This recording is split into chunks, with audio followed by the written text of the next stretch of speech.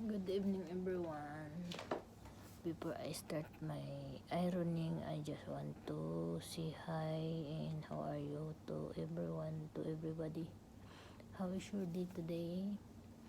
And I just need help from you also, guys. I'm looking for a new job, a new family who need nanny or housekeeper.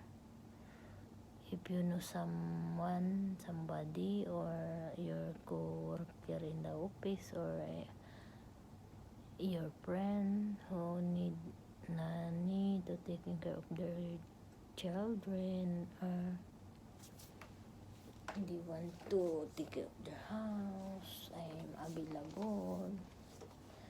My present employer now, they told me that they cannot afford to pay my employment visa renewal because of financial difficulties. That's why starting now, I'm starting to look for another job and to look for the family that I can work with them who is willing to sponsor my employment visa.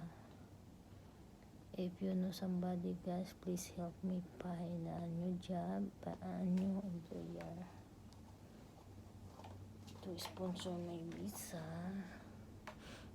I know God has a purpose why I need to move to other place,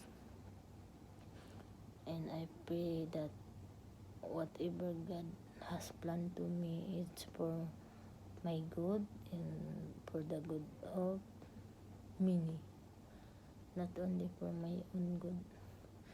And I pray na I hope the family that I can work with is godly, so that I won't struggle, continuous serving God in the church.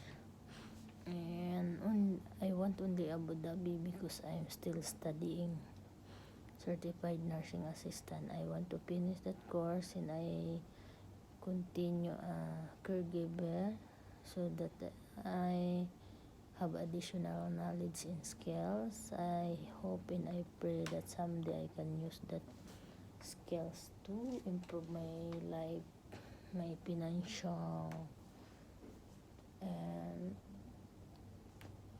to improve my work, my life, or anything. Thank you very much, guys. Good night and sweet dreams.